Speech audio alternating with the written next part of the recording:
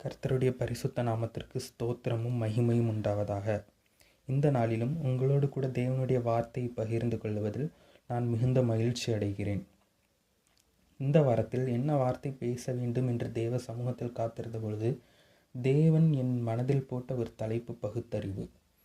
இந்த பகுத்தறிவு என்கிற வார்த்தையை கேட்டவுடன் எனக்கு மிகவும் ஒரு ஆச்சரியமாக இருந்தது. இப்படி ஒரு தலைப்பில் இதுவரைக்கும் யாரும் பேசியதில்லையே என்று நான் யோசித்து கொண்டே இருந்து வேதத்தை திறந்த பொழுது கர்த்தர் என்னோடு சில வசனங்களோடு கூட இடைப்பட்டார். பொதுவாக பகுத்தறிவு என்றாலே தமிழ்நாட்டில் அனைவருக்கும் ஞாபகம் வருகிறது தந்தை பெரியார் தான். அவர்தான் இந்த பகுத்தறிவு என்கிற வார்த்தையை அதிகமாக பேசுவார். அது மாத்திரமல்லாமல் தமிழ்நாட்டில் அவரை தான் பகுத்தறிவு பகலவன் என்று அழைப்பார்கள். போகட்டும். ஆனால் அவர் இந்த தந்தை பெரியார் சில 100 வருடங்களுக்கு முன்பாக தான் இந்த பூமியில் வாழ்ந்தார். ஒரு 80 முதல் 90 வருடங்களுக்கு முன்பாக தான் அவர் வாழ்ந்தார்.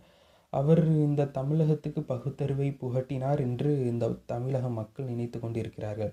ஆனால் நம்முடைய வேதம் 2000 வருடங்களுக்கு முன்பே இந்த பகுத்தறிவை குறித்து நமக்கு போதித்திருக்கிறது. ஆதாரமாக ஒரு வசனத்தை வாசிக்கிறேன், கவனிங்கள்.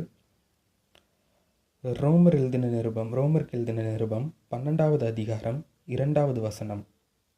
நீங்கள் இந்த பிரபஞ்சத்திற்கு ஒத்த வேஷம் தெரியாமல் தேவனுடைய நன்மையும் பிரியமும் பரிபூரணமுமான சித்தம் இன்னதென்று பகுத்தறியத்தக்கதாக உங்கள் மனம் புதிதாகிறதுனாலே மறுரூபமாகுங்கள்.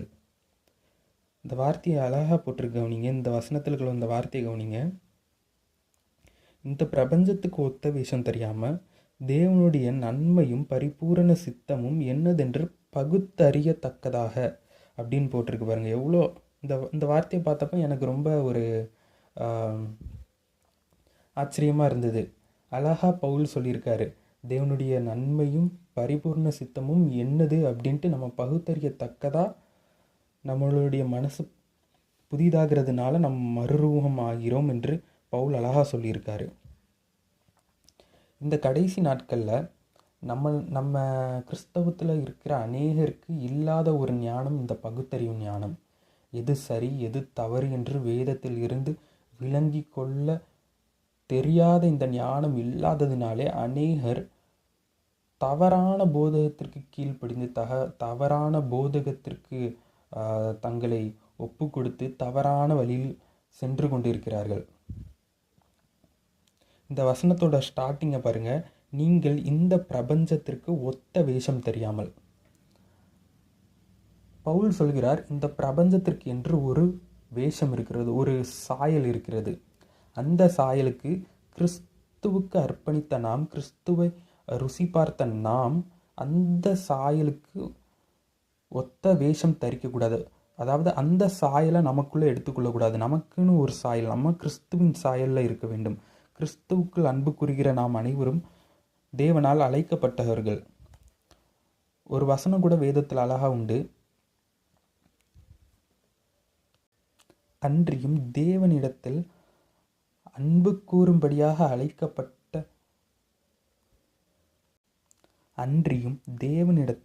அன்பு கூறுகிறவர்களாக அழைக்கப்பட்டவர்களுக்கு சகலமும் நன்மைக்கு ஏதுவாக நடக்கிறது என்று ஒரு வசனம் கூட வேதத்தில் உண்டு. நாம் எல்லோரும் தேவனிடத்தில் அன்பு கூறும்படியாக அழைக்கப்பட்டிருக்கிறோம்.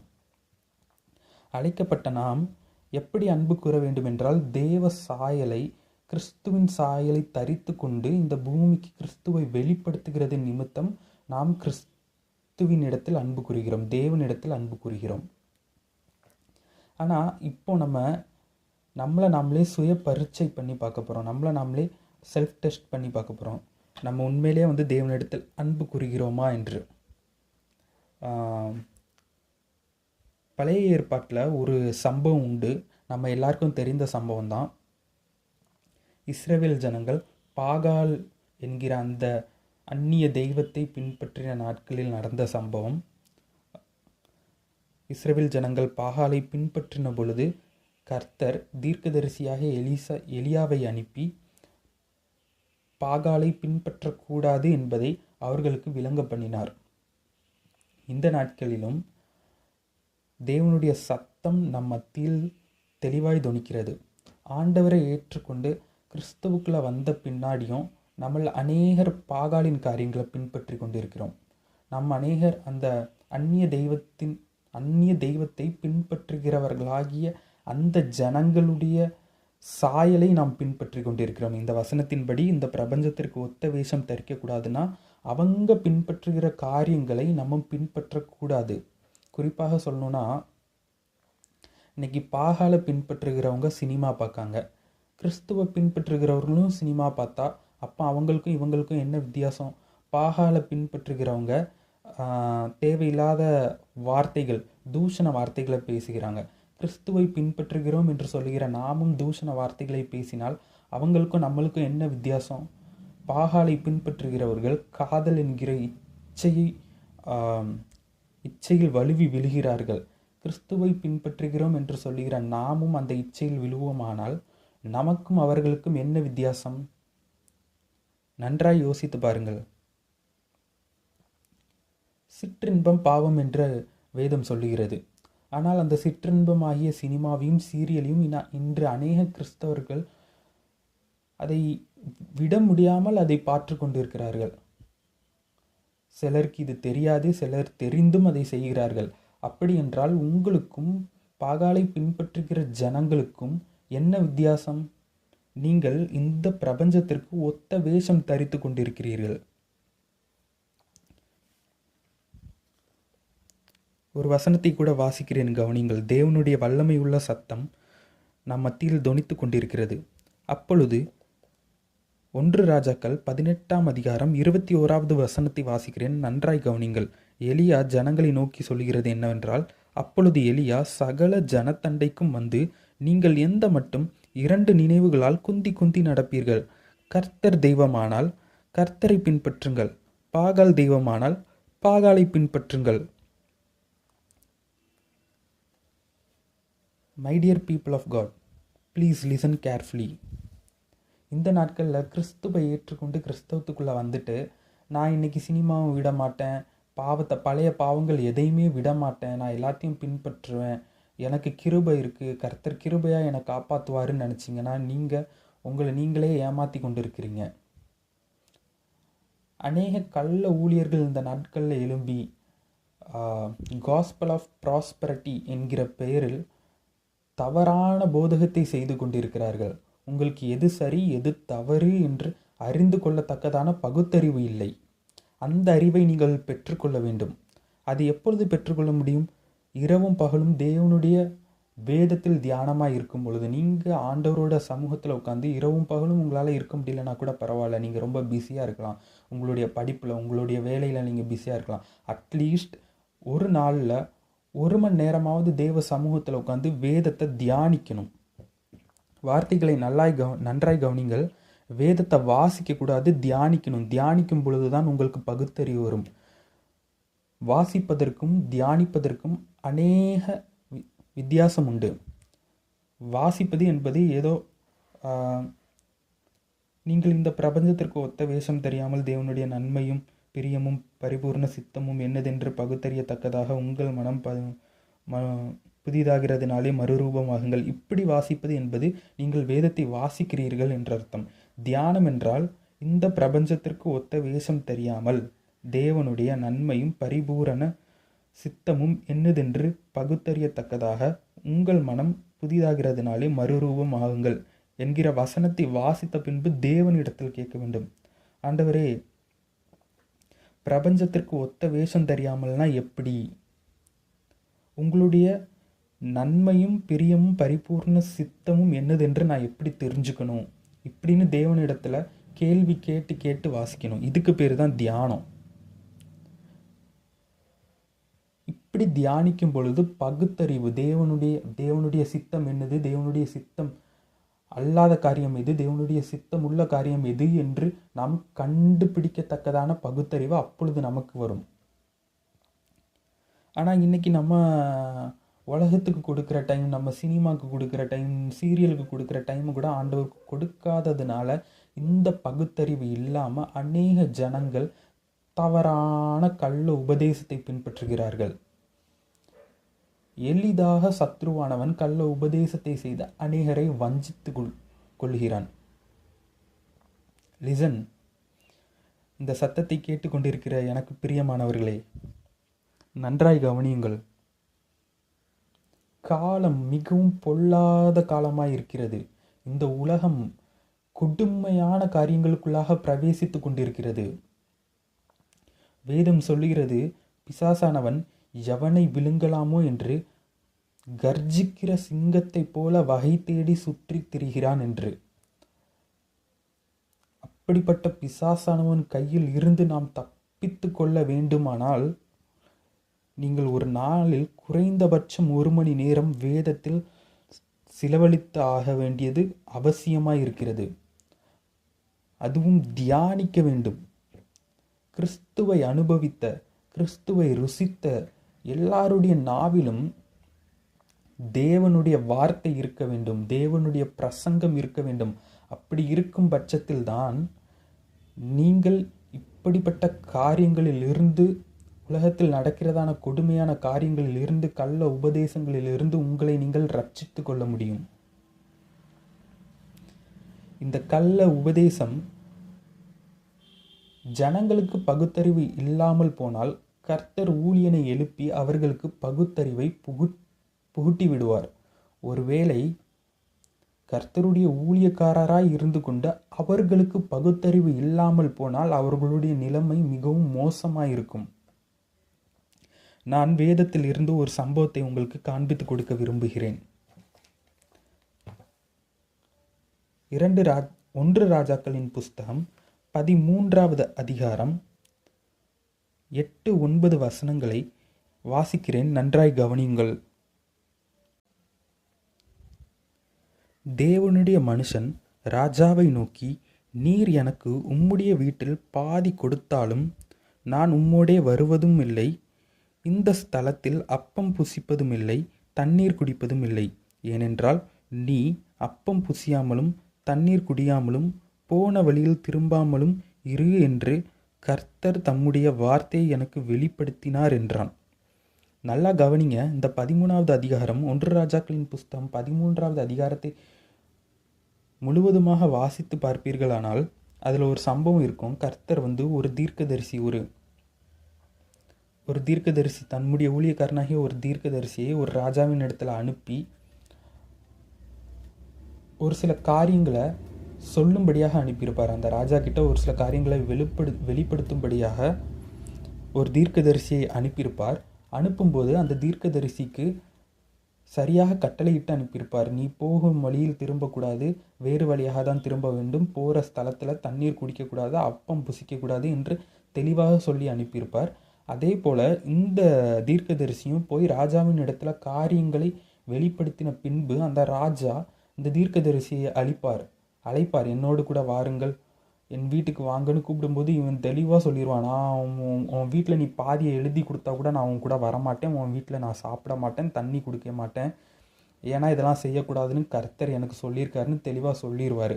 ஆனால் இந்த கர்த்தருடைய ஊழியக்காரனுக்கு ஒரு பகுத்தறிவு இருக்காது. ஒரு மனுஷனிடத்துலேருந்து ஒரு வார்த்தை வருதுன்னா அது அது மனுஷனுடைய இருதயத்தில் இருந்து வருதா இல்லை தேவன் சொல்கிறாரா என்று கண்டுபிடிக்க முடியாத அளவுக்கு பகுத்தறிவு இல்லாத ஊழியக்காரனாக இவர் இருப்பார். இதே அதிகாரத்தில் 18வது வசனத்தை கூட நான் வாசிக்கிறேன், கவனிங்க. அதற்கு அவன், உம்மை போல நானும் தீர்க்கதரிசிதான். அவன் அப்பம் புசித்து தண்ணீர் குடிக்க நீ அவனை திருப்பி உன் வீட்டுக்கு அழைத்து கொண்டு வா என்று ஒரு தூதன் கர்த்தருடைய வார்த்தையை என்னோடே சொன்னான் என்று அவனிடத்தில் பொய் சொன்னான். அப்படியே இதுக்கு முந்தின வசனத்தை வாசிச்சிங்கன்னா தெளிவாக இருக்கும். ஒரு ஓல்டு மேன், ஒரு கிழவன், ஒரு தீர்க்கதரிசியாக கிழவன் இந்த கர்த்தர் அனுப்பின தீர்க்கதரிசி கிட்ட சொல்லுவார், நானும் உன்னை போல் ஒரு தீர்க்கதரிசி தான்ப்பா, ஆண்டவர் என்னை உன் இடத்துக்கு அனுப்புனார், உன்னை திருப்பி அந்த ஸ்தலத்துக்கு கூப்பிட்டு உனக்கு சாப்பாடும் தண்ணியும் கொடுக்க சொன்னார், இலைப்பார வைக்க சொன்னார், அதனால் என் கூட வான்னு சொல்லுவார்.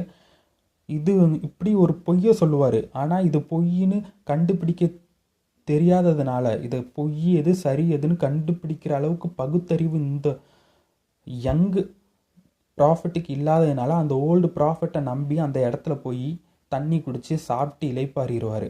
இதனால் கர்த்தர் என்ன பண்ணுவார்னா, ஒரு சிங்கத்தை அனுப்பி அந்த ஊழியக்காரனை அடிச்சிருவார், அந்த தீர்க்கதரிசியை அடிச்சிருவார். Listen my dear people of God, தேவ ஜனங்களுக்கு பகுத்தறிவு இல்லைன்னா ஊழியக்காரனை கொண்டு கர்த்தர் பகுத்தறிவை புகட்டிடுவார். ஒருவேளை வேதத்தை போதிக்கிற ஒரு ஊழியனுக்கு பகுத்தறிவு இல்லைன்னா ரொம்ப கஷ்டம். God is speaking with us. கடைசி நாட்களில் நின்று கொண்டிருக்கிறோம். நாம் அனைவரும் கிறிஸ்துவில் பங்காளியாக இருக்க வேண்டும். நாம் அனைவரும் அந்த பரம தேசத்தை, பரலோகத்தை அடைய வேண்டும் என்றால் நமக்கு பகுத்தறிவும் நிச்சயமாக வேண்டும். வேதத்தின்படி பகுத்தறிவு இல்லாவிட்டால் நம்முடைய நிலைமை கேள்விக்குறிதான். இந்த பிரபஞ்சத்திற்கு ஒத்த வேஷம் தரித்து கொண்டு, பாகாலின் வழிகளையும் பின்பற்றி கொண்டு, கர்த்தரையும் பிடித்து கொண்டு நம்மால் நிச்சயமாக பரம தேசத்திற்கு போக முடியாது. அநேகர் சொல்லுகிறார்கள், ஆண்டவர் கிருபையாய் நம்மை தூக்கி விடுவார் என்று. நிச்சயமாக அப்படி கர்த்தர் செய்யவே மாட்டார். ஏனென்றால் வேதம் சொல்லுகிறது கர்த்தர் நீதி உள்ள தேவன் என்று. பாவத்தை ஒன்று விட வேண்டும் அல்லது பாவத்தில் வாழ வேண்டும். பாவத்தையும் பிடித்து கொண்டு நான் ஒரு கால பாவத்தில் வச்சுக்கிறேன், ஒரு கால ஆண்டவர்கிட்ட வச்சுக்கிறேன்னா ரொம்ப கஷ்டம். வேதம் தெளிவாக சொல்லுதோம், ஒன்று அனலாக இரு, இல்லைன்னா குளிராக இரு. அனலும் இன்றி குளிரும் இன்றி வெது வெதுப்பாக இருந்தால் என் வாய் நின்று உன்னை வாந்தி பண்ணி போடுவேன்னு வசனம் இருக்குது. உங்களை நீங்களே செல்ஃப் டெஸ்ட் பண்ணி பாருங்கள். உங்களை நீங்களே சுய பரிசோதனை பண்ணி பாருங்கள். பாகாலை நீங்கள் பின்பற்றுகிறீங்களா இல்லையாங்கிறத நீங்கள் யோசிச்சு பாருங்கள். அநேகர் இந்த நாட்களில் பெருகிட்டாங்க. நிறையா பேர் என்ன நினைக்கிறாங்கன்னா, ஒரு பொய்யின் பக்கமாக நின்று ஒரு கோடி பேர் நின்று கோடி தடவை இந்த பொய் சரி சரி சரி என்று சொன்னால் அந்த பொய் உண்மையாயிரும் நினைக்காங்க. இல்லை, கர்த்தருடைய பார்வையில் என்றைக்குமே பொய் தான், உண்மை தான். அதனால் சத்தியத்தை நீங்கள் தெரிஞ்சுக்கோங்க, சத்தியத்தை விளங்கி கொள்ளுங்க. எது சத்தியமோ அதை பின்பற்றுங்க. வேதம் தெளிவாய் சொல்கிறது, சத்தியத்தை அறிவீர்கள், சத்தியம் உங்களை விடுதலையாக்கும்னு. சிலர் அன்பை வச்சு போதிக்கிறாங்க, அன்பு சத்தியத்தை விட பெருசுன்னு. ஆமாம், நான் ஒத்துக்கிறேன். சத்தியமாக அன்பான்னு நம்ம ரெண்டையும் ஒப்பிட்டு பார்த்தோம்னா சத்தியத்தை விட அன்பு தான் பெருசு. ஆனால் அன்பு எங்கே இருக்கோ அங்கே சத்தியம் இருக்கும், சத்தியம் எங்கே இருக்கோ அங்கே அன்பு இருக்கும். சத்தியம் இல்லாத இடத்தில் அன்பும், அன்பு இல்லாத இடத்தில் சத்தியமும் நிச்சயமாய் இருக்காது. நான் அன்பை போதிக்கிறேங்கிற பேரில் சத்தியத்தை ஒருத்தங்க ஒதுக்குறாங்கன்னா நீங்கள் கேர்ஃபுல்லாக இருந்துக்கிட வேண்டிய அவசியம் இருக்குது. அன்பு போதும், சத்தியம் வேண்டான்னு ஒதுக்குறாங்கன்னா நீங்கள் சுதாரித்து கொள்ள வேண்டும். இங்கே ஏதோ ஒரு தப்பு இருக்குது, இங்கே ஏதோ ஒரு மிஸ்டேக் இருக்குங்கிறத நீங்கள் கண்டுபிடிக்க உங்களுக்கு தெரிஞ்சிருக்கணும். எனக்கு சத்தியம் போதான், அன்பு வேண்டாம் அப்படின்னு சொன்னாங்கனால அங்கேயும் மிஸ்டேக் இருக்குது. அன்பு இருக்கிற இடத்துல தான் சத்தியம் இருக்கும், சத்தியம் இருக்கிற இடத்துல தான் அன்பு இருக்கும்ங்கிற ஞானம் நம்ம இடத்தில் இருக்க வேண்டும். எனக்கு பிரியமான சகோதர சகோதரிகளே, ஒரே ஒரு சாட்சி மற்றும் உங்களோடு கூட பகிர்ந்து கொண்டு நான் இந்த பிரசங்கத்தை முடிக்க விரும்புகிறேன். கர்த்தர் உங்களோடு கூட பேசுவார் என்று நான் விசுவாசிக்கிறேன். 2ஆம் உலக யுத்தம் நடந்து கொண்டிருந்த சமயம் அது.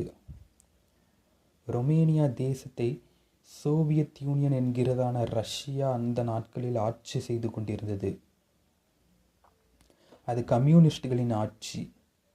அந்த நாட்களில் தேவனுடைய சுவிசேஷத்தை பிரசங்கிக்க தடை இருந்தது.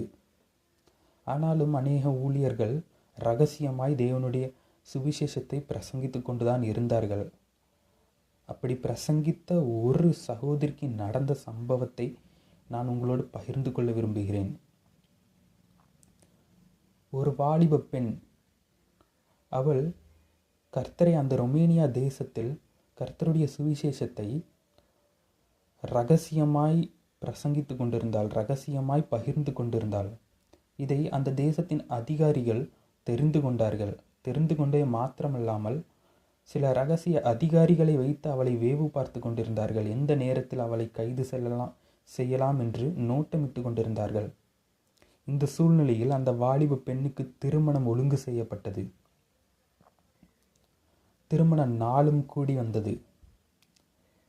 சரியாக திருமணம் நடக்கும் பொழுது அந்த சகோதரியை அந்த தேசத்தின் காவல்துறையினர் கைது செய்தார்கள். திருமணம் நடந்து கொண்டிருக்கும் பொழுது திருமணத்தில் உடன்படிக்கை ஆவதற்கு சில நிமிடங்களுக்கு முன்னாடி அந்த சகோதரியை அந்த நாட்டு போலீஸ் கைது செய்தாங்க. அந்த நாட்களில் சுவிசேஷத்தின் நிமித்தம் நீங்கள் கைது செய்யப்பட்டால் எவ்வளோ நாள் சிறையில் இருப்பீங்கன்னு யாருக்கும் தெரியாது, எப்போ ரிலீஸ் ஆவீங்கன்னு தெரியாது, உயிரோட திரும்பி வருவீங்களா மாட்டீங்களா என்று கூட தெரியாது. அந்த சமயத்தில் அந்த பெண்ணை பிடித்தார்கள். அவளுடைய கையில் விலங்கிடப்பட்டது. அப்பொழுது அந்த வாலிப பெண் தன் மனதில் இப்படியாக நினைத்து கொண்டாளாம், என் பரம நேசருக்காக நான் சந்தோஷமாக இந்த பாடை ஏற்றுக்கொள்கிறேன் என்கிற அந்த மனதிற்குள் நினைத்து கொண்டு அப்படியே அவளுடைய கணவனாக உடன்படிக்கை செய்யப்பட இருந்த மனிதனை நோக்கி பார்த்தாளாம். பார்த்த பின்பு அவளை கைது செய்து இழுத்து சென்று விட்டார்கள். அவளுடைய பார்வை அந்த மனிதனின் இருதயத்தை உடைத்தது. சில வருடங்களுக்கு பின்பு, அநேக வருடங்களுக்கு பின்பு, அந்த பெண் இந்த உலக யுத்தம் எல்லாம் முடிந்து கம்யூனிஸ்டின் ஆட்சி முடிவுக்கு வந்த பின் அந்த பெண்ணை விடுதலை செய்தார்கள். அவள் கைது செய்யும் பொழுது மிகவும் ரூபமுள்ளவளும் அழகுள்ளவளுமாய் இருந்தாள். ஆனால் விடுவிக்கப்படும் பொழுதோ தேகம் மெலிந்து தன்னுடைய இளமையை இழந்து கிட்டத்தட்ட முதுமையை அடைந்தவளாய் இருந்தாள்.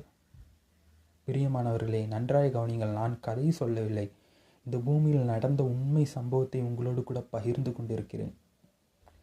அந்த பெண்ணிற்காக அந்த மனிதனும், அந்த பெண்ணுக்கு திருமணத்தில் உடன்படிக்கை செய்யப்பட்ட அந்த மனிதனும் காற்றுக்கொண்டே இருந்தான். வேறு பொண்ணை திருமணம் செய்யாமல் அவர்கள் இருவரும் தேவனுக்காக தங்களுடைய இளமையை இழந்தார்கள். இப்படி அநேக ஊழியர்கள் தங்களுடைய ஜீவனை தியாகமாய் வைத்து தேவனுக்கு சேவை செய்து சுவிசேஷத்தை நம்மிடத்தில் கொண்டு வந்து சேர்த்திருக்கிறார்கள். இது நம்மளுடைய காலமாய் இருக்கிறது. இப்பொழுது அந்த சுவிசேஷ பணி நம்மளுக்கு கையளிக்கப்பட்டிருக்கிறது. நாம் தேவனுக்காக எத்தனை வைராகியமாய் இருக்க வேண்டும், எத்தனை இடங்களில் எத்தனை காரியங்களை நாம் விட்டு கொடுக்க வேண்டும். ஆனால் சிந்தித்து பாருங்கள், நாமோ இன்று ஒரு சிறிய பாவத்தை கூட விட்டு விலக முடியாதபடிக்கு நாம் இப்படி வாழ்கிற வாழ்க்கை தேவனுக்கு செய்கிற துரோகம் அல்லவா? உங்களுடைய இருதயம் உங்களை குற்றவில்லையா? கர்த்தர் உங்களோடு கூட பேசுகிறார். அன்பான சகோதர சகோதரிகளே, நீங்கள் தேவனுக்காக என்ன செய்ய போகிறீர்கள்? தேவன் உங்களுக்காக சிலுவையில் அநேக காரியங்களை செய்து முடித்து விட்டார். இந்த பூமியிலும் உங்களுக்கு நீங்கள் நினைக்கலாம், நான் இன்னைக்கு வரைக்கும் கஷ்டப்படுறேன்ட்டு, நான் இன்னைக்கு வரைக்கும் வேதனைப்படுறேன்ட்டு. லிசன், போய் தேவ மனிதர்களுடைய சாட்சியை எடுத்து வாசித்து பாருங்கள். அவர்கள் கடந்து வந்த பாடுகளுக்கு மத்தியில் நாம் அனுபவிப்பதெல்லாம் ஒன்றுமே இல்லை. இன்னுமாக சொல்லப்போனால் நாம் நிர்விசாரமாக இருந்து கொண்டு தேவனுக்காக எழும்ப மாட்டோம் என்று சொல்லி கொண்டிருக்கிறோம். இந்த நிலை நம்மளுடைய வாழ்க்கையில் தொடருமானால் நான் நிச்சயமாக சொல்லுகிறேன், தேவனுடைய கோபம் நமக்கு நேராக இறங்கும். லிசன், அநேக மிஷினரிகள் தங்களுடைய ஜீவனை இங்கு வந்து தியாகம் செய்திருக்கிறார்கள். தங்களுடைய சொத்துக்களை, தங்களுடைய பதவிகளை, தங்களுக்கு இருந்த சகல ஆசீர்வாதங்களையும் விட்டு இந்த மண்ணில் வந்து நமக்காக தியாகமாக ஊழியம் செய்து இதே மண்ணில் தங்களுடைய ஜீவனை தொலைத்திருக்கிறார்கள். கர்த்தர் இன்று உங்களிடத்தில் பேசி கொண்டிருக்கிறார். நீங்கள் கர்த்தருக்காக என்ன செய்ய போறீங்க? ஆண்டவர் உங்கள் இடத்துல மிஷினரிகளை போல உங்களுடைய வீட்டை விட்டுட்டு, ஆஸ்தியை விட்டுட்டு வேற தேசத்திற்கு போக சொல்லலை. அட்லீஸ்ட் நீங்கள் போனாலும் நல்லது, ஆண்டவர் அப்படி அழைத்து நான் தேவனுக்காக ஏதாவது செய்ய விரும்புகிறேன்ட்டு நீங்கள் போனீங்கன்னா அதை விட பெரிய சந்தோஷம் வேறு ஒன்றும் இல்லை, ரொம்ப நல்லது. ஆனால் அட்லீஸ்ட் குறைந்தபட்சம் தேவனுக்காக சில காரியங்களை நீங்கள் கைவிடலாம். சினிமா பார்ப்பதை கைவிடலாம், சீரியல் பார்ப்பதை கைவிடலாம், செக்யூலர் மியூசிக்கை கேட்குறது, சினிமா பாடல்களை கேட்குறதை கைவிடலாம், தேவையில்லாத நண்பர்களோடு அதிக நேரம் செலவழிப்பதை கைவிடலாம், ஆகாத சம்பாஷணைகளை கைவிடலாம். இவைகளை கைவிட்டு விட்டு நீங்கள் தேவ சமூகத்தில் உட்கார்ந்து வேதத்தை வாசிக்கலாம், தேவனோடு நேரத்தை செலவிடலாம். நீங்கள் வேறு தேசத்திற்கு வேறு பட்டணத்திற்கு போய் சுவிசேஷம் அறிவிக்க முடியாவிட்டாலும் பரவாயில்லை. உங்களை சுற்றி அநேக ஆத்துமாக்கள் அழிந்து கொண்டிருக்கிறார்கள். அவங்களுக்காகது நீங்கள் ஜெபிக்கலாம். அவங்களுக்கு நீங்கள் வார்த்தையை சொல்கிற அளவுக்கு உங்களுக்கு தைரியம் இல்லைனா கூட உங்களுடைய தனிமையில் உங்களுடைய முழங்கால்களை முடக்கி அவர்களுக்காக ஜெபிக்கலாம். இதைதான் கர்த்தர் நம்மிடம் இன்று எதிர்பார்த்து கொண்டிருக்கிறார்.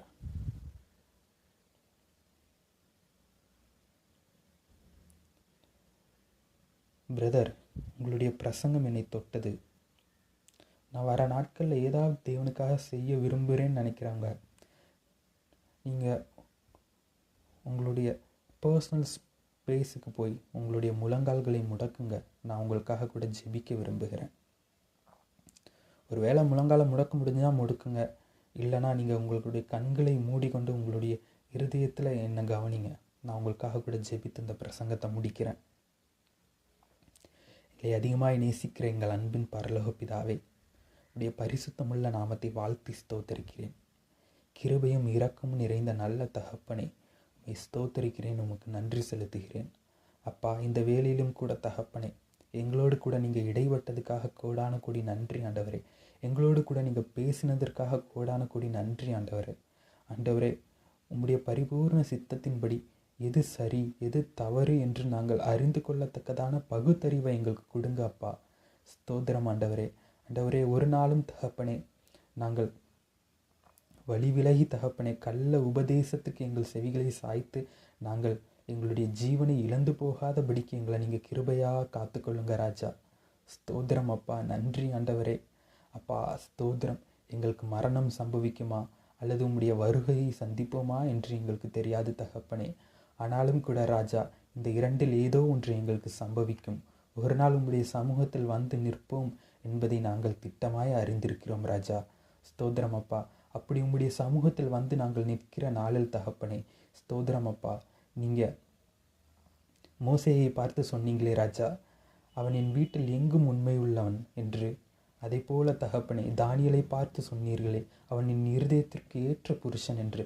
அதை போல தகப்பனே, நாங்களும் உம்முடைய சமூகத்தில் வந்து நிற்கிற நாளிலே கூட தகப்பனே, உண்மையும் உத்தமும் உள்ள ஊழியனே உள்ளே வா என்று நீங்கள் எங்களை அழைக்கும்படியாக எங்களை வழிநடத்துங்க ராஜா. நாங்கள் எங்களை முற்றிலும் உம்முடைய சித்தத்திற்கு அர்ப்பணிக்கிறோம், ஒப்பு கொடுக்கிறோம். நீங்கள் எங்களை பொறுப்பெடுத்து கொள்ளுங்க, பாதுகாத்து கொள்ளுங்க ஆண்டவரே. ஸ்தோத்திரம். இந்த பூமியில் எங்களுக்கு ஆண்டவரே ஸ்தோத்திரம் அப்பா, அதிகாரங்களோடும் துளைத்தரங்களோடும் வானமண்டலங்களில் போராடுகிற பொல்லாத ஆவிகளின் சேனையோடும் யுத்தம் உண்டு என்று உம்முடைய வேதம் சொல்லுகிறே தகப்பனே. அப்படிப்பட்ட பொல்லாத ஆவிகளோடும் அதிகாரங்களோடும் துறைத்தலங்களோடும் நாங்கள் யுத்தம் பண்ணத்தக்கதான சத்துவத்தையும் கிருபையும் எங்களுக்கு கொடுங்க. சகலத்தையும் தாழ்த்துகிறோம், உங்கள் வல்ல கரத்தில் ஒப்பு கொடுக்குறோம். பொறுப்பெடுத்துக் கொள்ளுங்க, வழி நடத்துங்க. இயேசு கிறிஸ்துவின் மூலம் ஜெபம் கேளும் ஜீவனுள்ள நல்ல பிதாவே, ஆமேன். கர்த்தர் தாமே உங்களை ஆசீர்வதிப்பாராக. God bless you. Amen.